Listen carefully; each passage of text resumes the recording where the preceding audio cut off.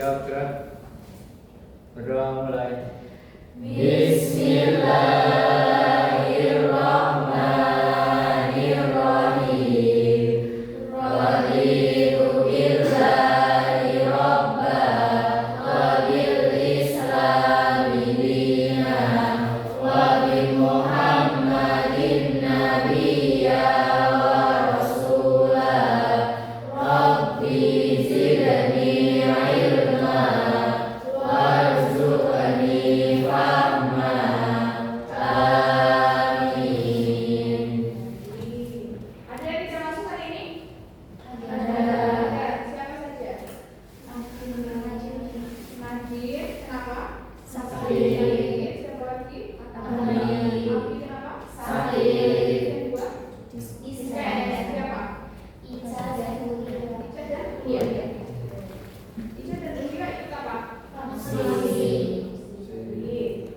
Oke, hari ini kita mau belajar bersama-sama tentang mengenali potensi untuk persiapan studi lanjut. Nah, kalian sudah mulai tahu apa belum tentang potensimu? Kamu itu kelebihannya apa, bakatmu gimana, potensimu apa? Sudah ada yang tahu? Sudah ada yang tahu? Ada yang belum tahu?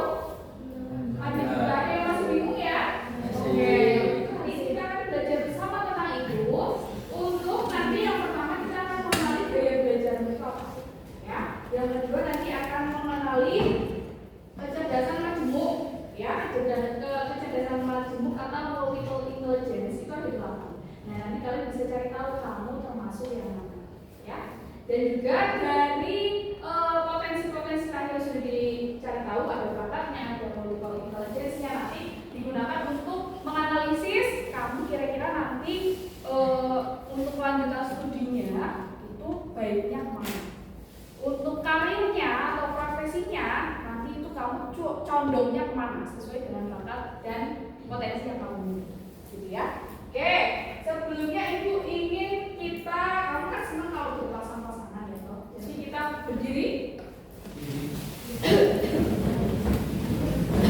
Silakan cari pasangan kamu yang paling memahamimu. Ada yang ganjil nggak? Ganjil ada yang oke ya? Punya pasangan semua? Ini yang cowok berapa? Pas? Berpasangan. Kalau yang ada 3-3an, kalau yang satu udah berapa? 2, 1 berapa?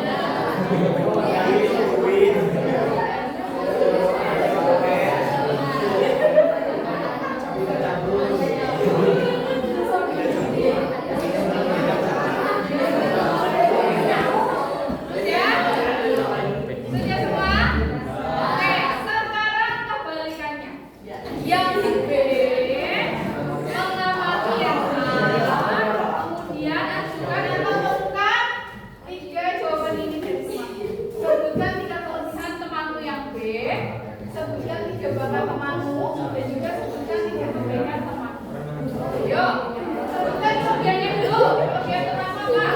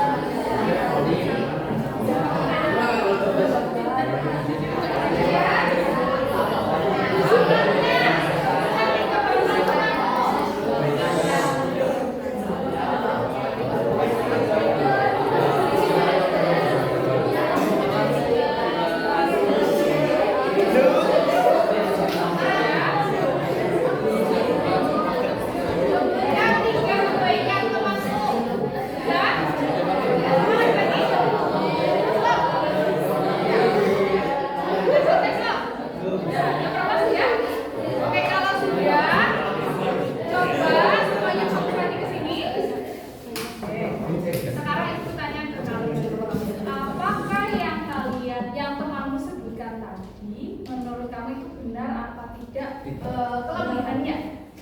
Benar. Nanti apa kelebihannya? Bisa lagi tidak? Bisa bahasa Inggris? Sama? Musiknya? Sekarang kebalikannya, Putri, kita. Bisa itu kelebihannya apa?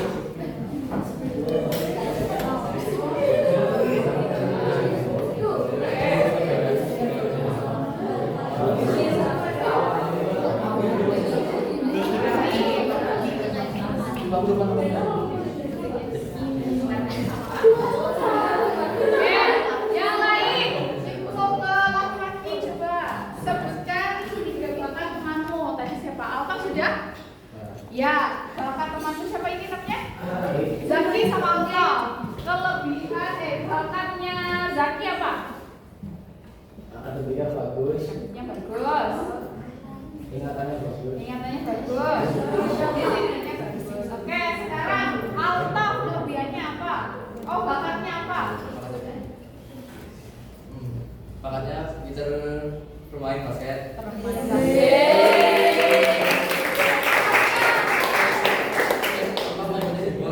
Oke, handball juga. Selain itu? Satunya lupa.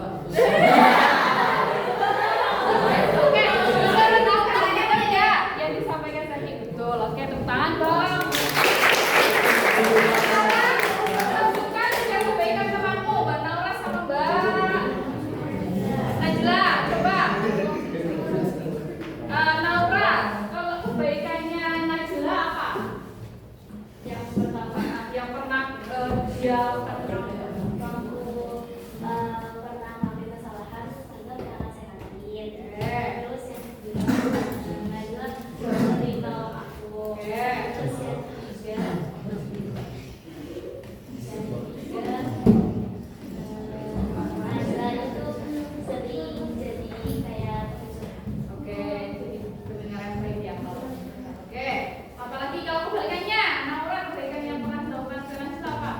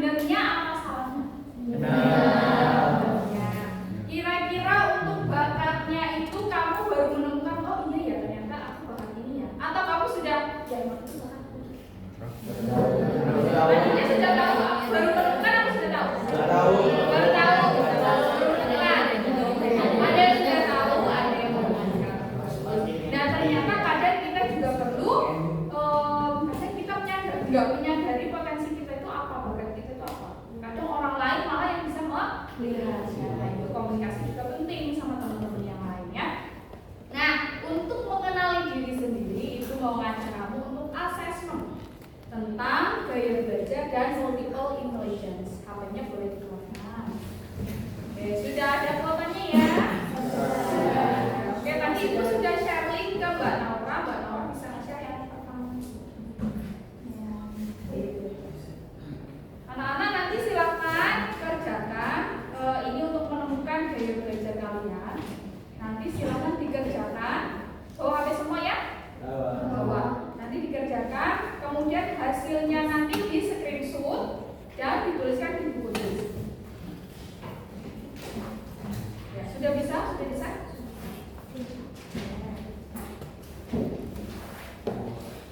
Ada di webnya itu Aku Pintar. Nah, nanti bisa sudah ketemu halamannya sama? Sudah. Oke, kalau sudah silakan klik ikuti tes sekarang.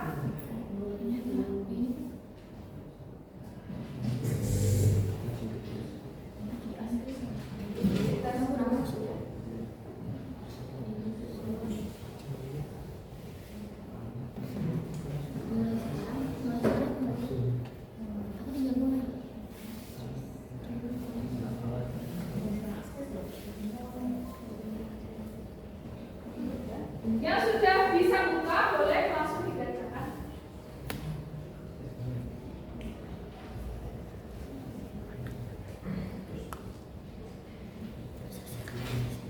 Ada yang sudah bisa masuk? Mungkin masih ambil ya di kelas. Ya. Ditunggu coba 1 menitan. Nanti biasanya nggak relasi. Nah, Yang sudah bisa masuk bisa langsung dikerjakan.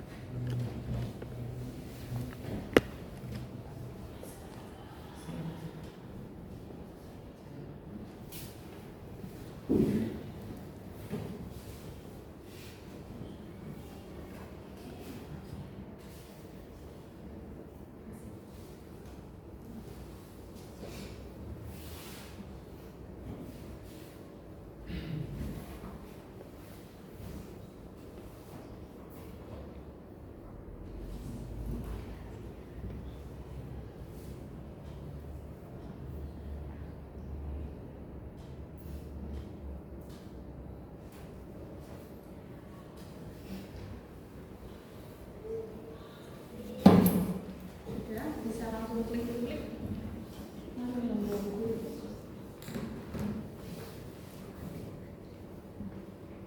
Dan nanti setelah ini ada asesmen lagi, bisa.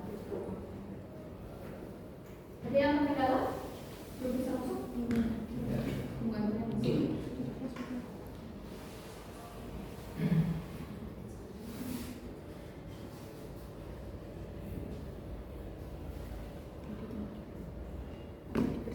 sudah dibersihkan.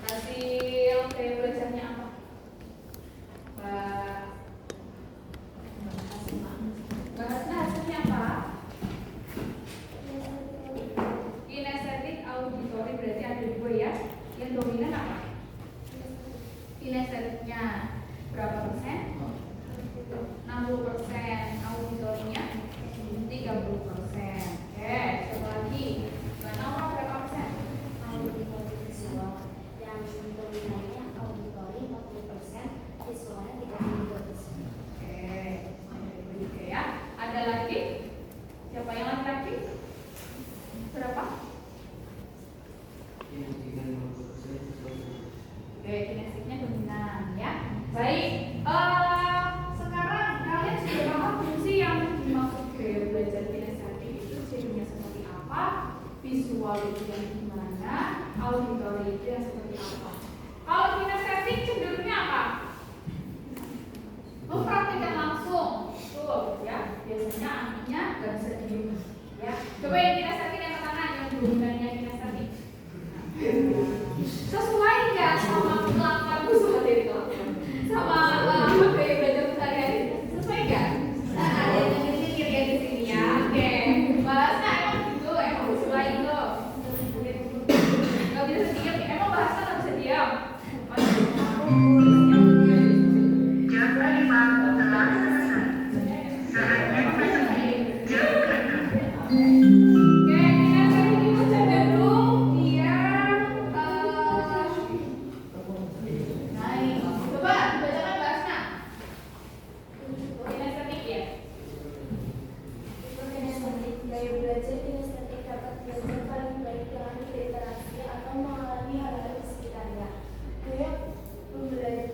Gaya pembelajar kinestetik cenderung mampu memahami sesuatu dengan adanya keterlibatan langsung daripada mendengarkan sama atau membaca dari sebuah buku. Gaya belajar kinestetik suka melakukan hal-hal dan menggunakan tubuh mereka untuk mengingat fakta. Dan selanjutnya ya. Jadi biasanya yang kinestetik itu dia nggak bisa diem di kelas. Sing utak-atik, ya, sing utak-atik, pulpen, yang kakinya gerak-gerak, ya. Dia biasanya ya. Tapi jangan musuhin temennya ya, kasih. Biasanya dia lebih cepat masuk informasinya kalau diperhatikan. Oke, sekarang yang visual, siapa yang dominannya visual? Ya, Mbak Fafa. Visualnya berapa persen? 46%. Oke, coba dibaca Mbak. Kelihatan nggak? Nggak kelihatan kan?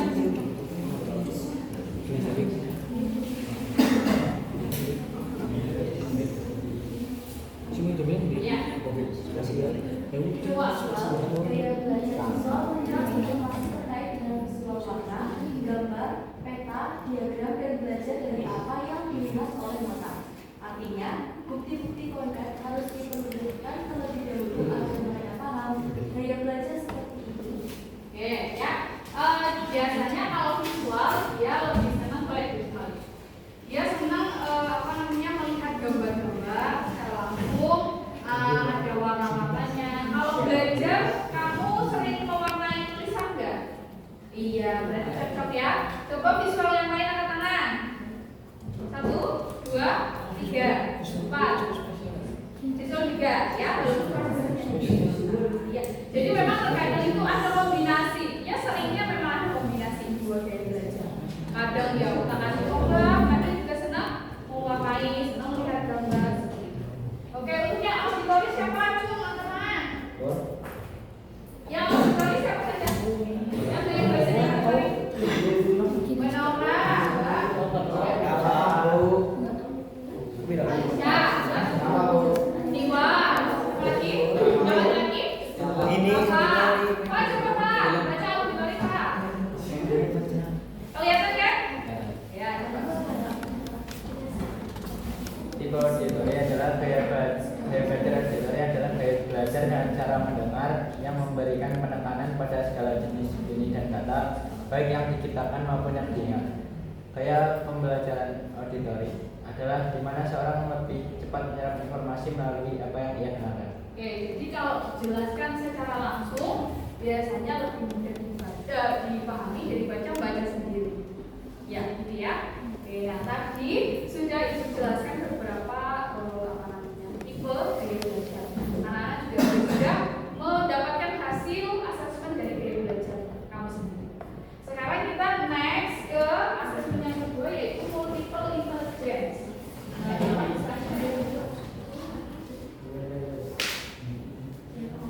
ya.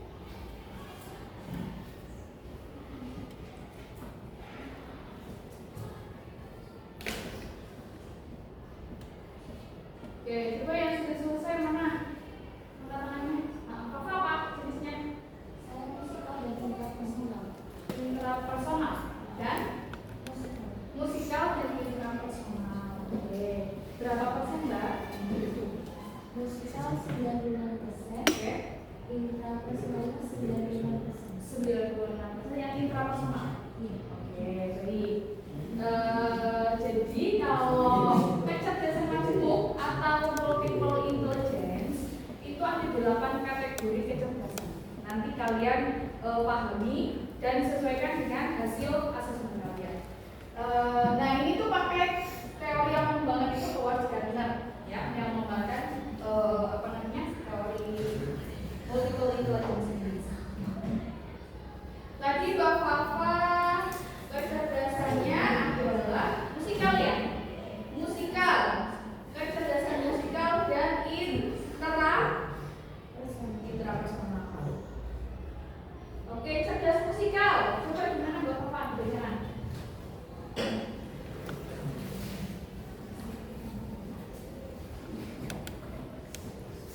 Cerdas musikal yaitu peka terhadap musik, nada, dan ritme. Senang menyanyi dan bermain alat musik, suka menciptakan lagu, memahami dan mendengar melodi serta menciptakan yang lebih baru, mampu menghargai dan menikmati berbagai jenis musik, mampu mengikuti dan menciptakan pada pola ritmis segala musik. Oke, Mbak Papa tadi dominannya kecerdasan musikal. Sudah nggak teman-teman bisa melihat pakainya Mbak Papa? Iya, ya artis kita penyanyi kita. Oke, yang kedua apa tadi? Intrapersonal. Oke, kita lihat yang intrapersonal. Nih, cerdas intrapersonal. Cerdas intrapersonal merupakan menganalisis kekuatan dan kelemahan sendiri dengan baik, menikmati ketika menganalisis teori dan ide, memiliki kesadaran diri yang sangat baik, pengalaman dasar motivasi dan perasaannya sendiri. Oke, biasanya orang yang boleh kembali terima kasih. Biasanya orang yang cerdas secara intrapersonal itu dia sangat mengenali dirinya. Dia sudah tahu kelebihan kelemahannya, dia tahu harus berbuat apa kalau misalnya ketika ada masalah dia punya strategi untuk menyelesaikannya. Ya, ada yang cerdas intrapersonal juga? Siapa? Angkat tangannya. Oke, Mbak. Mbak. Oh, dibagi Mbak. Mbak siapa nih? Kak. Sama? Ini juga? Berapa persen? Oh, logika matematika sama? Intrapersonal. Kalau kamu? Intrapersonal doang. Berapa persen? 82%. Oke. Intrapersonal berarti mirip ya. Aku sudah mulai mengenali dirimu, strategi-strateginya mungkin. Biasanya orang yang cerdas intrapersonal itu dia cenderung suka juga biasanya kayak ini pemimpin yang mengambil keputusan. Entrepreneur, suka entrepreneur, bisnis, belajar bisnis ya. Nah biasanya mereka mudah mengambil keputusan sesuai dengan melihat keadaan atau fakta yang ada dalam mengambil keputusan itu dipergunakan. Baik, ada yang cerdas kinestetik? Ya, bisa satu lagi. Oke, satu lagi. 2 orang. Papa, mana? Oh, Rafa. Iya. Nah, bisa berapa persen? 82. Apa aja?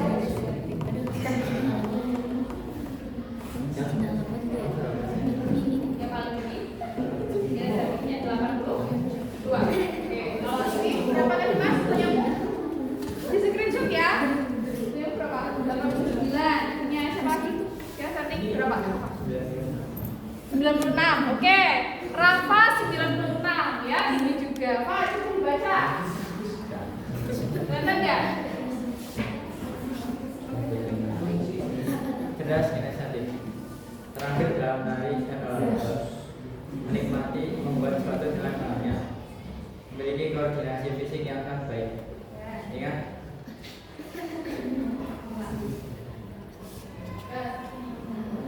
Ingat, jangan melakukan daripada mendengar atau melihat. Oke. Tadi kamu belajarnya apa? Kinestetik. Iya. Apa auditori? Auditori. Ini ingat dengan melakukan daripada mendengar atau melihat. Kalau ini biasanya kinestetik juga sama. Ada yang kinestetik dan hasilnya kinestetik. Nafiza, ya Nafiza. Tadi kayak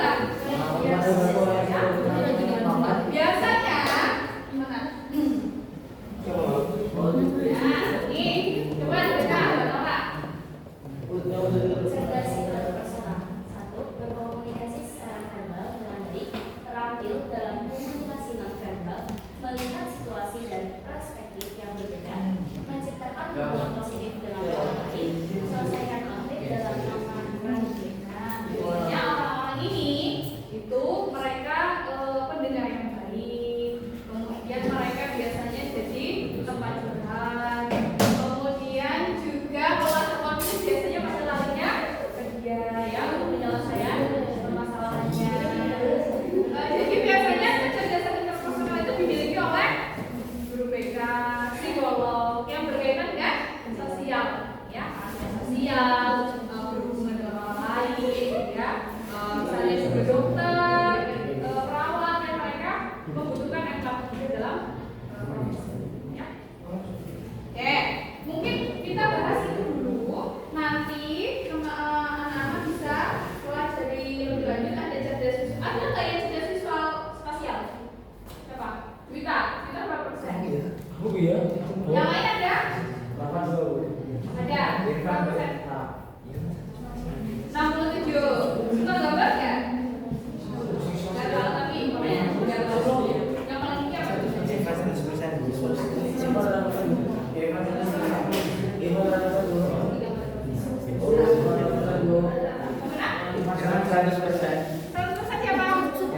Irfan.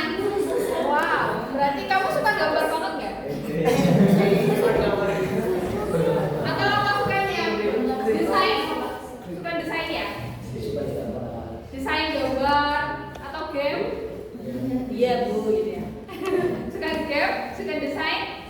Nah biasanya orang-orang yang visual spasial yang tinggi itu dia biasanya suka gambar, melukis, yang kayak yang verbal linguistik ada? Verbal linguistik tidak ada di kelas ini? Ada yang tinggi? Berapa? 57% yang lainnya? Sekali ya yang tinggi.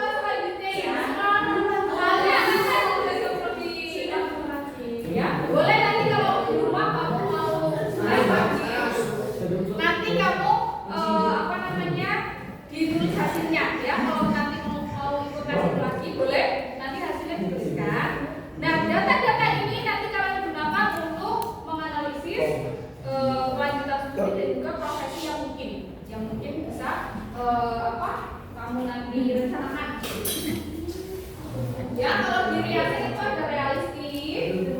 Dia sukanya yang langsung action, ya. Gaya-gaya kinestetik juga di sini. Investigatif ini yang suka mikir, suka analisis, ya. Psikolog juga, psikolog juga mikir ya. Ya dalam menentukan ini diagnosis pasiennya apa biar sosial, ada komunikatif, konselor, sosial enterprising, konvensional, ya. Ini belajar bisa coba assessment lagi, hasilnya boleh dituliskan. Sekarang kita lanjut, nanti anak-anak ibu harap itu setelah kamu tahu potensimu apa, kamu bisa memetakan ini. Nanti silakan ditulis dulu soalnya. Berdasarkan hasil tadi, nanti boleh ditambah pakai tes riasan ya, yang tadi yang pekerjaan. Berdasarkan hasil assessment tadi, coba kamu tuliskan apa saja jenis pekerjaan yang cocok dengan tipe kecerdasan tersebut. Nanti boleh cari di buku atau di Google boleh ya. Tipe-tipe kecerdasan itu tuh pekerjaannya, jenis pekerjaannya apa yang cocok biasanya. Yang kedua, profesi apa yang mungkin cocok denganmu, sesuai dengan minat, potensimu, kecenderunganmu, keinginanmu, kira-kira. Kan tadi yang pertama sudah ya menuliskan profesinya apa aja banyak. Nanti yang kedua, dari pekerjaan itu adakah yang menarik hatimu, sesuai dengan bakatmu dan keinginanmu. Ya. Yang ketiga, jenis pendidikan apa yang perlu ditempuh agar kamu bisa mencapainya. Misalnya, tadi jenis pekerjaan yang cocok dengan interpersonal adalah misalnya psikolog, pendidikan, ya, atau pekerja sosial. Profesi apa yang mungkin cocok dengan kamu? Nah, misalnya psikolog. Nah, psikolog mungkin boleh lebih dari satu, ya, yang nomor boleh lebih dari satu. Yang ini tentu banyak ya jawabannya ya profesinya ya. Kamu boleh googling apa aja profesinya yang muncul. Yang kedua, kamu pilih coba profesi yang sesuai dengan minat kamu dan bakat kamu. Yang ketiga, kalau sudah nomor satu sudah dijelaskan, kira-kira pendidikannya itu apa untuk menempuh profesi ini? Ya, misalnya psikolog berarti di sini kuliahnya, misalnya SMA-nya, sekolah lanjutannya di SMA, kemudian kuliahnya di psikolog. Ya, S2-nya misalnya kalau kamu bisa cari lebih jauh itu bagus. Atau di sini mungkin profesinya itu misalnya seni ya, desain. Kamu suka desain baju, desainer. Profesi apa yang mungkin? Desainer baju. Ya, jenis pendidikannya misalnya kuliah di seni gambar, ya, desain, kemudian ikutan latihan-latihan dari seminar-seminar dan lain-lain yang tentang pelatihan-pelatihan desain dan lain-lain. Ya, nanti ini silakan dikerjakan di rumah. Di pertemuan selanjutnya nanti kita bahas. Gitu ya. Ini kan waktunya mepet. Nanti kamu bisa ditambahkan asesmen riasan. Begitu ya. Oke. Sebelum ibu tutup, kita mau nanti di pertemuan selanjutnya kita bahas ini juga membahas kelanjutan studi jenis SMA-nya apa, SMA itu apa aja, perbedaannya gimana, ya. Oke, biar kamu nggak pegel, jadi nggak terus. Ibu mau ajak kamu untuk senamnya sambil duduk boleh. Ini membutuhkan konsentrasi tinggi, ya. Sudah siap?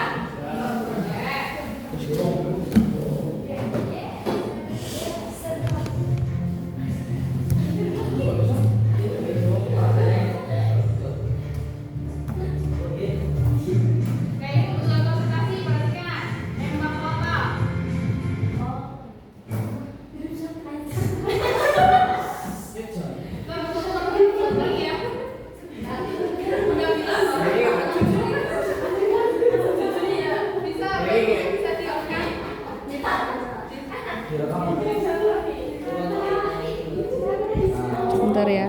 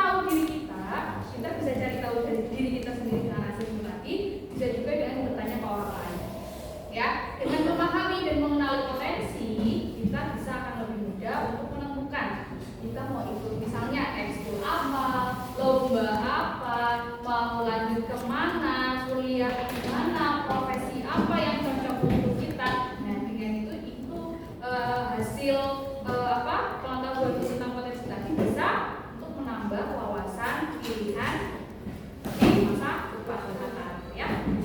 Mungkin itu dulu yang disampaikan. Nanti kita belajar lagi di pertemuan selanjutnya tentang kelanjutan studi ya, perbedaan